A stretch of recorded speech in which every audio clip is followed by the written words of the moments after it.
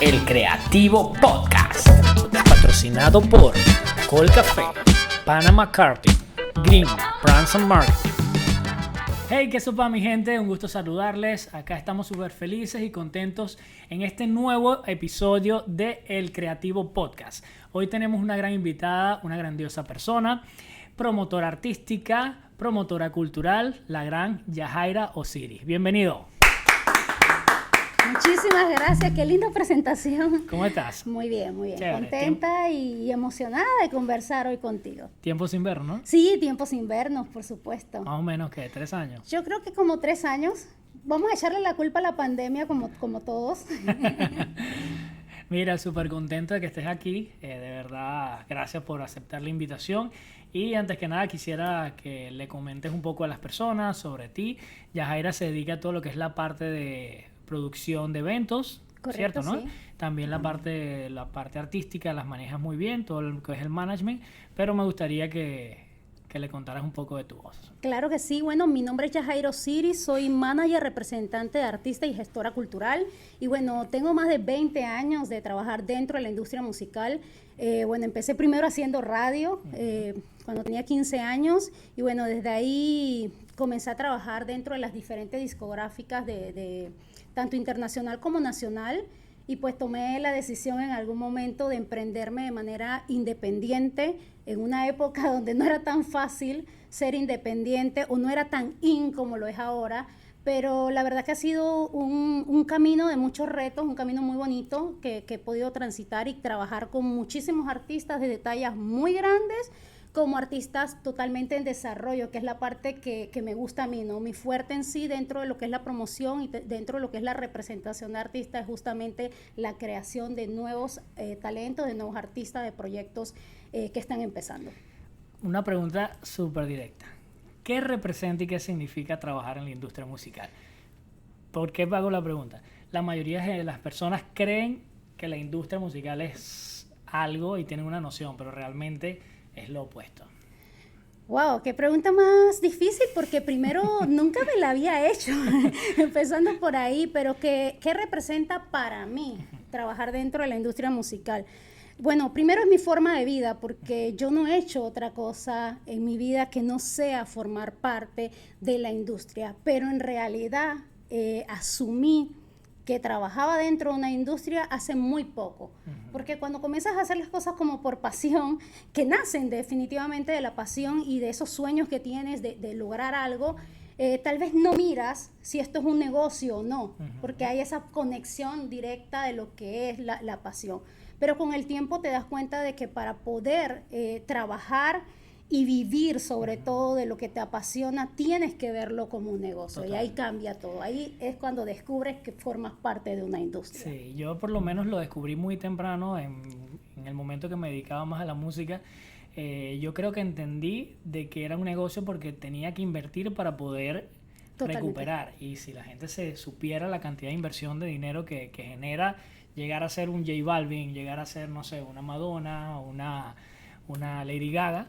O sea, sí, no solamente en dinero, también lo que inviertes en tiempo, sobre total. todo el tiempo, que es algo que no puedes recuperar. De pronto en un negocio inviertes dinero, lo pierdes, haces otro negocio y lo recuperas, pero en el caso de nuestro negocio que involucra la música, hay muchas cosas que tienes que sacrificar y también mucho tiempo que tienes que invertir. ¿Te gusta la industria? Me encanta, me ¿Por encanta. qué? Porque, bueno, yo la verdad que... ¿Qué es lo que más te gusta de la industria? ¿Qué es lo que más me gusta de la industria? ¿Cómo puedes cambiar vida y cómo puedes tocar vida con el arte? Okay. Creo que esa es la parte que más me gusta de la industria. Importante eso, porque realmente, y me quedé sin palabras, porque realmente una de las cosas que la industria no necesariamente te dice es eso, tocar vidas, y que tú lo puedas llevar por ahí con respecto al arte. Pero lo descubrí tarde, porque fíjate que yo quería estudiar medicina. Yo desde que tenía 4 años hasta los 15 años, yo siempre decía, cuando me preguntabas, ¿qué quieres ser cuando seas grande? Quiero ser doctora. Y cuando me preguntabas, ¿por qué quieres ser doctora? Porque quiero salvar vidas. Entonces, siempre decía lo mismo, hasta que entré a la radio y mi mundo cambió por completo, porque descubrí lo que era la parte de trabajar con artistas, de trabajar con la música, y en ese momento yo dije, yo quiero trabajar y manejar artistas. Eso fue lo primero que yo decreté en ese momento cuando tenía 15 años, y me senté con mis papás a decirle, he decidido no estudiar medicina. ¿Qué te impulsó a eso? Yo creo que se me abrió un mundo. Lo que me impulsó en sí, creo que fue el hecho de descubrir algo que para mí era totalmente nuevo. Yo era una chica de un barrio donde tal vez las cosas que te establecen son muy usuales. O tienes que marcadas, sí, tienes que ser abogado o tienes que ser doctor. O sea, no había esa otro abanico o esa otra paleta donde tú dijeras, oh, hay otras carreras donde puedes desarrollarte y que pueden ser mucho más afín a ti. Claro. En ese momento, entonces, descubrí algo que para mí no existía. Y todavía en un tiempo donde ni siquiera existía una carrera como el show business. Eso fue hace bastante tiempo. Sí, fue hace más de 20 años. Entonces, o sea, estamos hablando de que fue un momento totalmente diferente, que sí me marcó y que sí me cambió. Pero cuando te comentaba esto de tocar vidas, era justamente porque cuando me comencé a desarrollar dentro de la industria musical, sí tuve un bajón donde sentí que me estaba dedicando a algo efímero. Y eso creó en mí un choque muy grande, porque yo decía... Muy banal, lo veías que era algo muy banal. Sí, creo que también cuando te toca vivir experiencias que son muy del glamour, muy del artista mega estrella y estos viajes y hoteles y reuniones con gente importante, llega un punto en que te abrumas. Sí. Entonces yo decía, bueno, pero... esto me gusta, pero no era lo que yo me imaginaba que quería ser como persona o como individuo. En este caso también como mujer. Yo siempre le comento a mis cercanos que el ser artista tiene muchas ventajas, ¿no? Pero cuando ya empiezas a ver otras cosas, el negocio o en mi caso la parte empresarial, a veces nos frena mucho la parte de accionar, porque siempre digo, el artista nos pagan por hablar paja. En realidad, a los artistas le pagan por estar en una entrevista, o bueno, no le pagan, pero así nos ganamos la vida, ¿no? Estar en una entrevista, hacer relaciones públicas, montarse una tarima a cantar, hablar con las personas. Entonces, cuando sales de esa burbuja y te toca enfrentarte a lo que es la realidad, es complejo. Sí, es totalmente complejo. ¿No? Pero creo que también son muy buenas esas reflexiones, porque es así como a mí me nace la idea, ¿no? de crear justamente mi organización, que es Atrapando Sueños Armedia. Porque nace desde dos perspectivas. Uno, enfocado sobre todo mucho a la gratitud. Para mí es muy importante devolverle a la vida y a la música todo lo que me ha dado. Yo siempre me he sentido una mujer afortunada dentro de la industria musical, y no significa que no haya tenido sacrificios o que no haya tenido esos bajones que todos vivimos cuando somos independientes, somos creativos o somos artistas, sino más bien esas ganas de poder devolver todo lo que había recibido. Entonces yo creo Atrapando Sueños en ese momento, pero lo creo específicamente para apoyar a los nuevos artistas, a los nuevos talentos, pero también con un reflejo de lo que había sido mi vida, porque yo tal vez no tuve a mi alcance herramientas de formación que hoy día tal vez hoy las tenemos y las contamos, pero sí tuve muchos mentores y mentoras, e incluso personas que influyeron muchísimo en mi vida y en mi formación. Entonces yo sentía como que yo no les puedo devolver de ninguna manera lo que estas personas hicieron por mí. La única manera de que puedo hacer eso es transmitiéndoselos a otros, que a su vez esos se los transmitan a otros, no necesariamente a mí, porque no hay una vuelta. Una pregunta que yo tengo por lo menos 3 años conociéndote y 3 años queriéndotela hacer. ¿Tú eres panameña? Sí soy panameña. Pero parecerás, o te he escuchado muchas veces hablando como mexicana, o viviste en México. ¿Tienes alguna relación con México? He vivido en varios lugares. Primero, cuando yo decido irme de Panamá a trabajar de manera independiente, lo hago a Perú. Me voy a vivir a Sudamérica. Ahí tuve la oportunidad justamente de vivir en Lima como base, pero viajaba a varios países como Argentina, Chile, Ecuador, Bolivia, abriendo mercados específicamente para un artista que en ese momento trabajaba y desarrollaba. Después de eso me regreso a Panamá sigo trabajando igual, o sea, me tomo un año sabático y luego sigo trabajando igual dentro de la parte de la promoción, publicidad para grandes eventos y para artistas.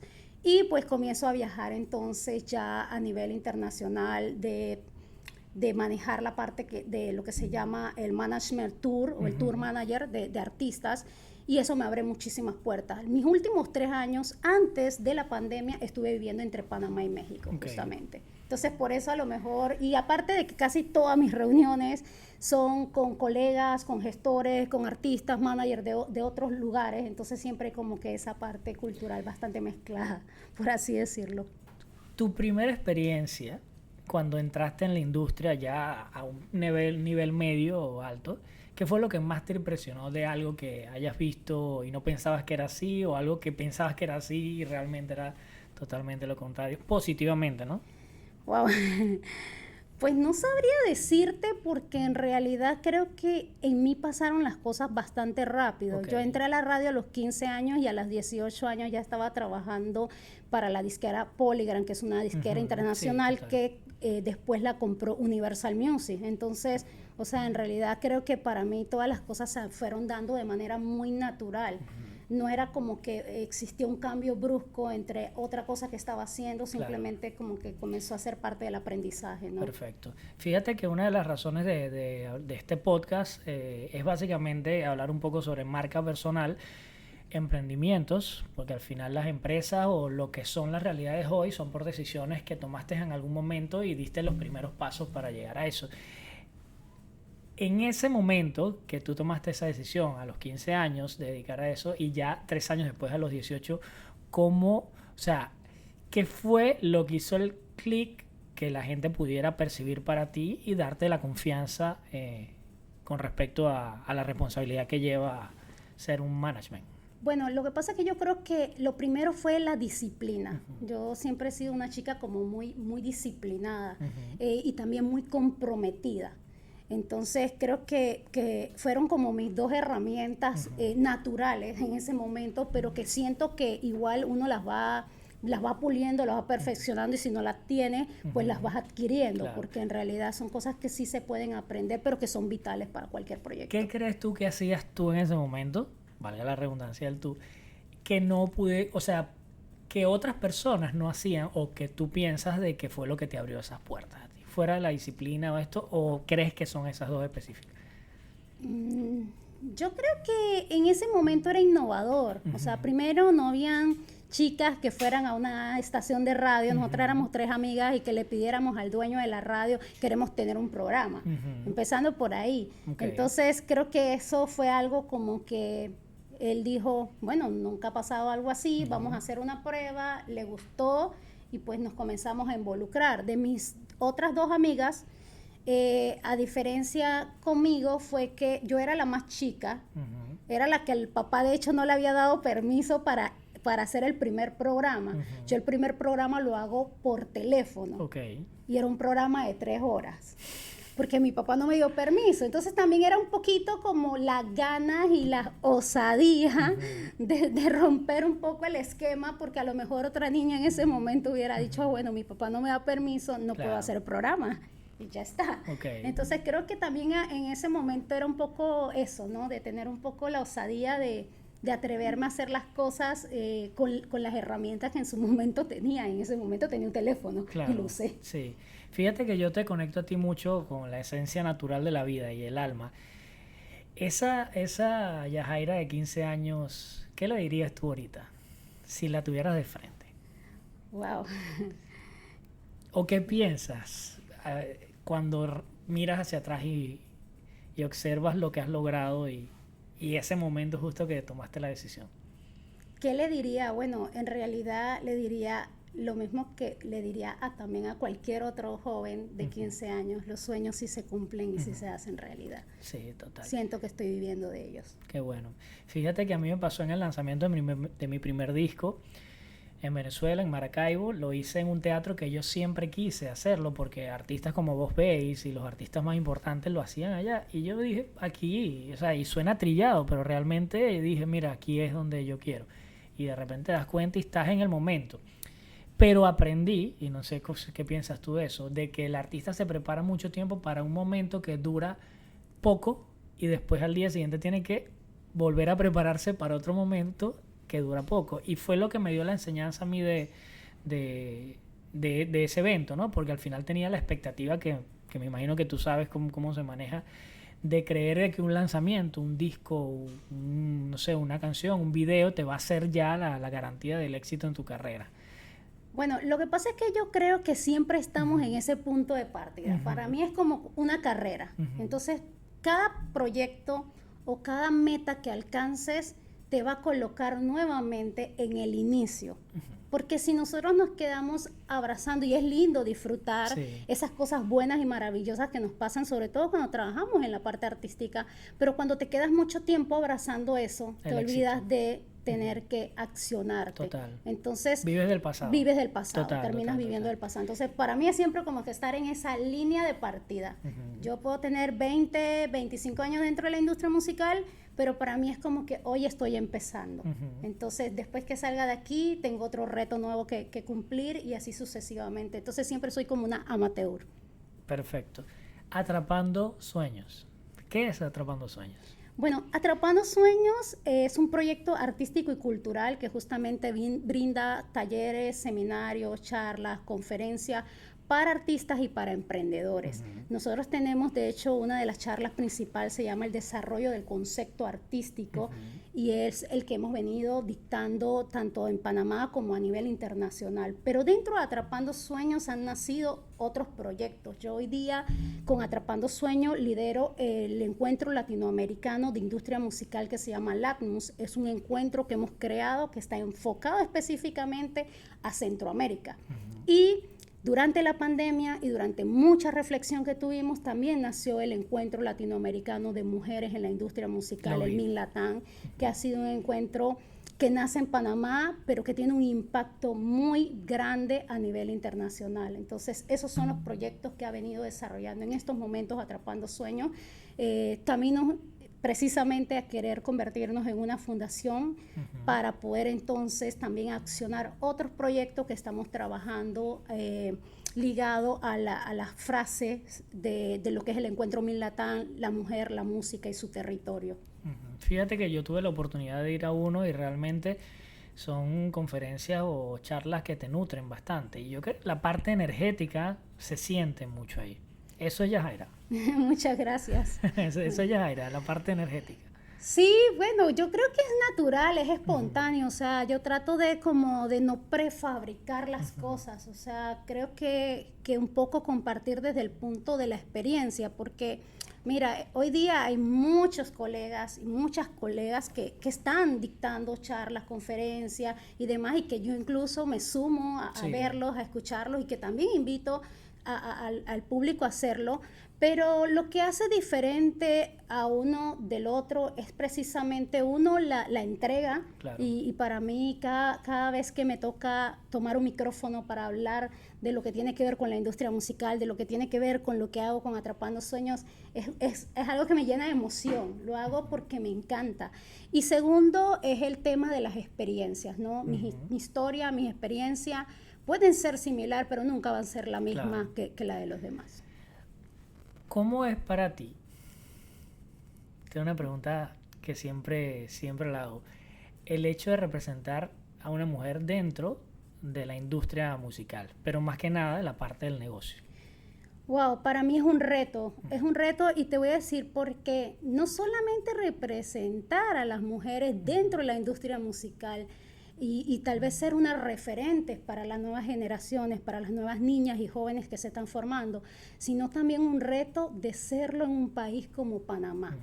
En el encuentro que nosotros tuvimos, obviamente tuvimos invitadas de toda Latinoamérica y tuvimos conversatorios muy interesantes, y una de las razones por las que el encuentro tiene el tema de territorio era precisamente porque no es lo mismo ser mujer dentro de la industria musical en un país como Panamá, que tal vez serlo en Chile, o serlo a lo mejor... ¿Es complejo Panamá?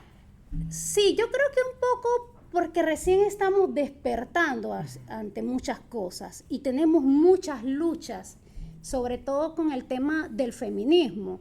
porque quieras o no, entramos dentro de justamente esa lucha que venimos las mujeres que formamos parte del feminismo haciendo voz, haciendo eco y también de cierta forma haciendo visible a otras mujeres igual que nosotras. Okay. Entonces creo que para Panamá todavía nos va a tomar más tiempo, como nos está tomando más tiempo otros temas. Sí, mucha gente habla de que acá mismo en el patio, de todo lo que la gente cree sobre el mercado panameño musical. O sea, yo personalmente pienso de que aquí hay mucho que explotar. Siento que las personas tienen y consumen mucho acá. Lo que pienso es que no hay variedad para consumir. Bueno, mira, fíjate que eso es bien interesante porque una de las cosas que hemos estado analizando, sobre todo cuando hemos hecho el estudio a nivel de Centroamérica, donde tenemos que incluir a Panamá, y me he percatado de que nosotros no tenemos mucha visibilidad a nivel musical en ninguno de los otros mercados. Las referencias que tienen la gran mayoría de los países es un Rubén Blades, hoy día es un Serge, un Bossa, pero si bien es cierto, son artistas a los cuales admiro muchísimo y que están dejando la bandera en alto, nosotros somos mucho más que eso. Claro. Tenemos otros géneros, tenemos otros estilos y proyectos musicales que son de calidad de exportación. Claro. Pero nosotros a nivel de industria no hemos trabajado como para crecer y primero fortalecer nuestro mercado. Okay. Y creo que eso es uno de los retos que estamos asumiendo ahorita con Atrapando Sueños, y justamente crear estos encuentros que estén enfocados a la música, porque también pasa que el nicho es muy pequeño. Sí. Entonces, al tener un nicho muy pequeño, cuando han intentado hacer mercados o encuentros enfocados a la música, terminan fusionándolo con otras artes porque se dan cuenta de que como es muy pequeño el nicho, tal vez no es rentable cuando lo queremos ver de manera masiva, pero aquí se trata un poco también de construir y de hacer visible a nuestros artistas. Hay que cambiar el mindset. Sí, hasta que vaya creciendo. Sí, y eso pasa en los ámbitos de modelaje, de actuación, de deporte. Me parece que aquí en Panamá hay mucho dinero. Simplemente siento que yo creo que la misma persona, el mismo artista, tiene que pararse y decir, esto es lo que yo cobro. O sea, pienso que es lo primero que deberías. No es fácil. Sí, buscar la manera de que se le dé el valor. Claro, totalmente. Porque al final los bares, las discotecas, los hoteles, que son los que más o menos se pueden mover en ese tipo de show, son gente que al final su ganancia no depende del artista como tal, pero el artista, su ganancia sí depende de ese show, y a veces se divide en, no sé, $500 entre 4 personas, y te das cuenta, ¿para qué alcanzará eso? ¿Para qué se invierte en promoción de radio? ¿Se va a las televisoras? ¿Para qué se graban materiales promocionales de alta calidad y alta inversión?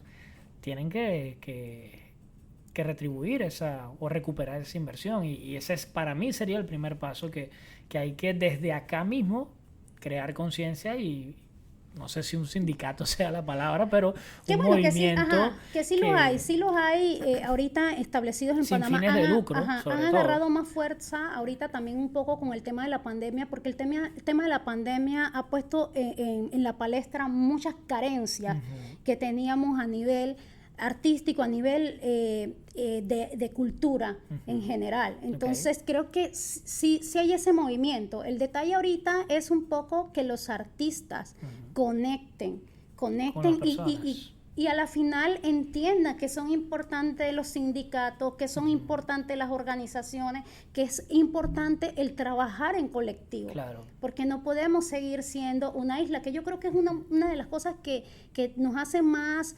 deficiente a nivel de Panamá, que no hemos aprendido todavía el tema de la importancia de colaborarnos, de trabajar de manera colectiva. Hay un artista que seguramente tú has trabajado y conocido, Noel, es uno de mis favoritos de Sin Bandera, y a él le compré una idea que siempre lo dijo: el arte o la música es para compartir, no para competir. Totalmente. Y creo que acá se está ya empezando a gestionar eso. Lo que creo es, como persona deberíamos trabajar un poco el ego artístico, que es increíble, que es un daño que se hace fuerte con respecto a eso. y para poder empezar a colaborar. Incluso las marcas, y nosotros se lo decimos a nuestros clientes, las marcas son ahora más colaborativas que competitivas. Entonces, en función de eso, para poder crear un buen mercado, en comparación a lo que tú dices, o más bien acertando lo que tú dices, hay que colaborar entre artistas. Totalmente. Okay. Pregunta, ¿Yajairo City toca algún instrumento, canta algún instrumento? Wow, qué pregunta más interesante. Fíjate que no toco ningún instrumento. ¿Bailas, cantas, actúas, algo que tenga que ver con eso? No, bailo de que tengo ese sabor latino que no lo perdería. Pero fíjate que, ¿sabes de dónde nace la parte de quererme dedicar a la música y esa pasión por la música? Tuve 2 padres maravillosos que me enseñaron algo desde muy pequeña, el hecho de escuchar música. Y cuando digo de escuchar música, es literalmente escuchar música. Mis papás solían comprar muchos, los LP, los vinilos, los 3/4, y en mi casa entonces tomábamos horas escuchando y disfrutando de la música y bailando. Entonces yo crecí de esa manera. Tú tienes en tu casa ahorita uno, ¿no? Tengo un tocadisco, un vinilo, un vinilo antiguo, pero que tiene justamente una función ya también mucho más moderna. Y me encanta mucho. Yo prefiero escuchar vinilos hoy día, ¿no? Ya en esta etapa final de esta buena tertulia, quiero conversar o conocer un poco más de ti. Esta es una pregunta que yo siempre la hago y te puedes tomar tu tiempo para responderla. ¿Quién es Yajairo City? Wow.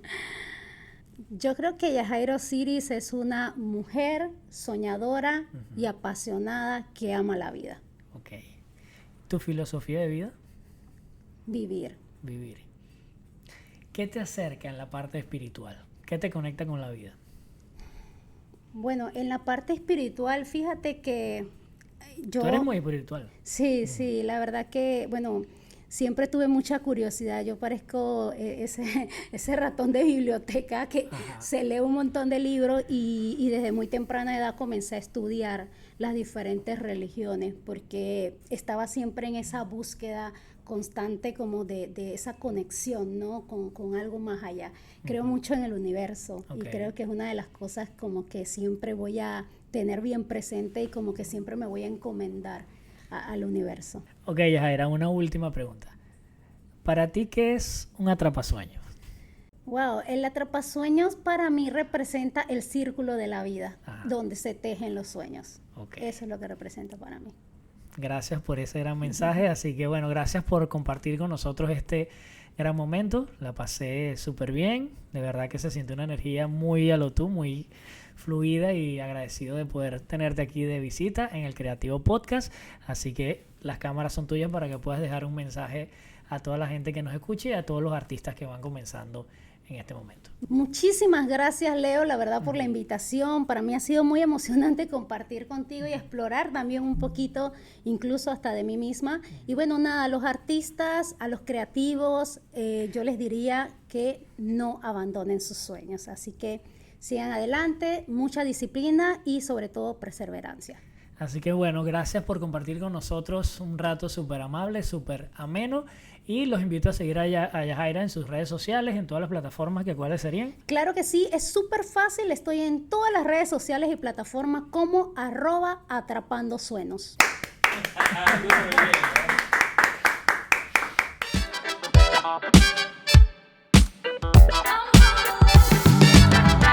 El Creativo Podcast, patrocinado por Colcafé, Panama Carting, Green, Branson Marketing,